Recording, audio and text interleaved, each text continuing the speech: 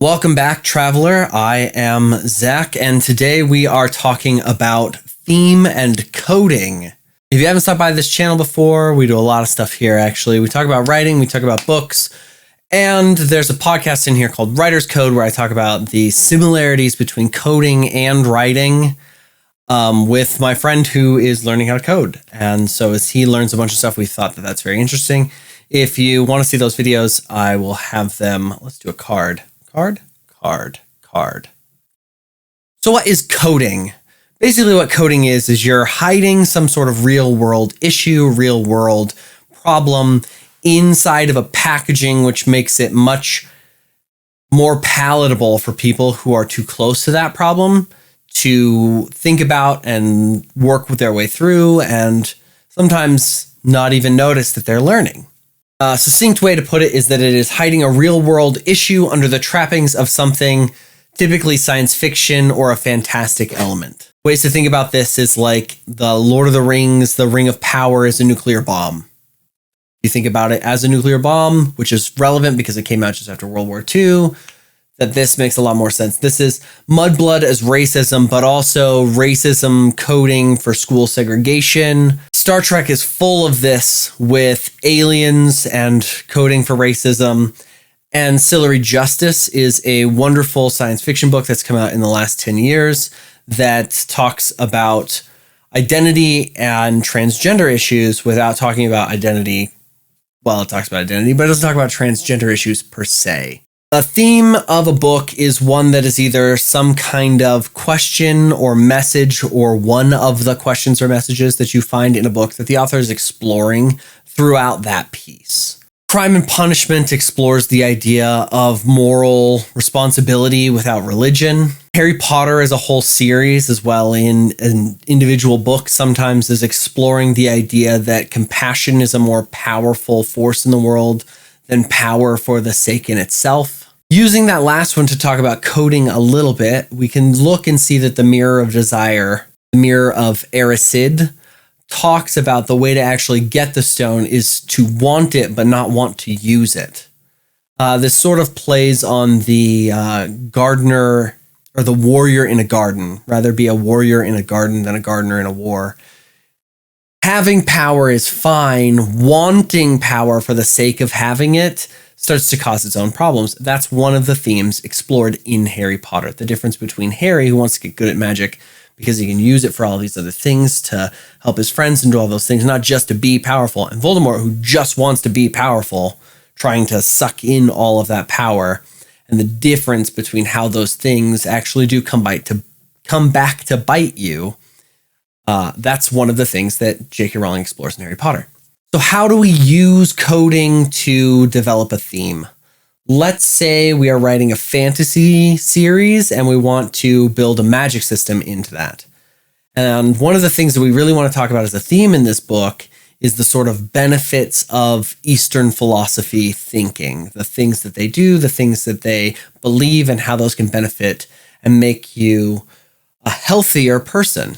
One of the core ideas in your book might be that a person with the ability to watch their emotions without feeling them and being overcome by them is a healthier individual than someone who, when they feel an emotion, they're just taken over by it. If we trade the word healthy for more powerful in that sense, then suddenly we're in a space opera and we're giving people lightsabers. In learning to use the Force, Luke meditates, he practices any number of focus techniques, he learns to trust his emotions without giving in to them. Trust the Force, Luke. This all sounds very similar to a lot of Eastern philosophy thinking. The benefit of coding this, in this case, is that this was a movie that was coming out in the late 1970s in America, which was vastly Judeo-Christian and not really open to having the discussion about what the benefits of an Eastern philosophy are.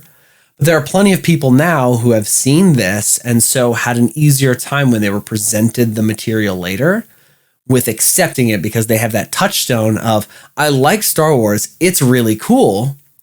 Oh, this is like what Luke does. Let me try it.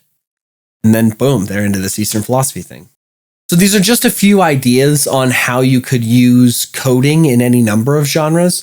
For this, we're going to stay with the idea of free will as something you want to explore in your novels. So if you're doing a spy thriller, you can have a spy network that has stolen a device that allows them to control people who have bought their cell phone when they turn on a very specific frequency. If you want to do a detective novel, you can have the detective finding clues along the way that this person has some kind of illness, like a tumor or a brain parasite that is changing the way their brain works and making them do these things. If you want to do a romance book, this is my favorite. If you want to do a romance book, you could have it be that a new drug is released that makes you attracted only to people you'd actually be compatible with for a long-term relationship. You are taking it and you find yourself attracted to someone who isn't taking it. And while you know you're compatible for a long-term relationship, you can't tell if you only want to be with them because of the drug. And so you have to explore that through the book. Should I come off the drug? Should I be on the drug? All of those sorts of things. You could use this for any number of things. You could warp that last thing so that it has to do with mental health. Is this really me on the drug? Do I need to be off the drug or on the drug? The drug is helping me, obviously, but it has these side effects. Having a theme doesn't mean you necessarily have an answer. So you can use coding to just make it more comfortable to talk about things that we don't have answers for yet, like mental health and drugs, which is becoming a very popular conversation around the mental health space. You could code for that conversation specifically in your novel. Instead of talking about free will, we're talking about mental health prescriptions. If nothing else, I hope that this has given you a tool for you to read your favorite books with again, or something to use to look for when you're picking up a sci-fi or fantasy novel. What are they trying to talk about in this book? What are they trying to sort of do?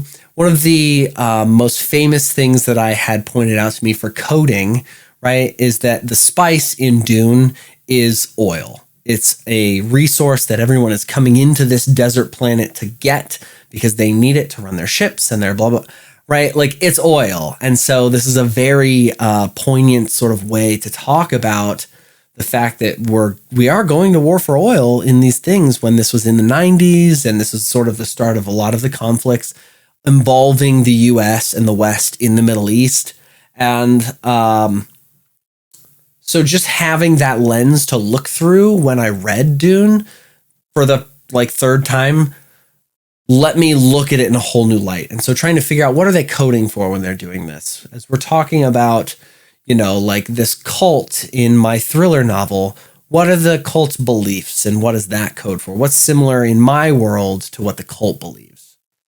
So hopefully this has given you either a tool for you to write a better, more compelling book that you can wrap more into and provide more to your audience, or something for you to just use as you're reading. But I have been Zach Adams, and thanks for stopping by, Traveler.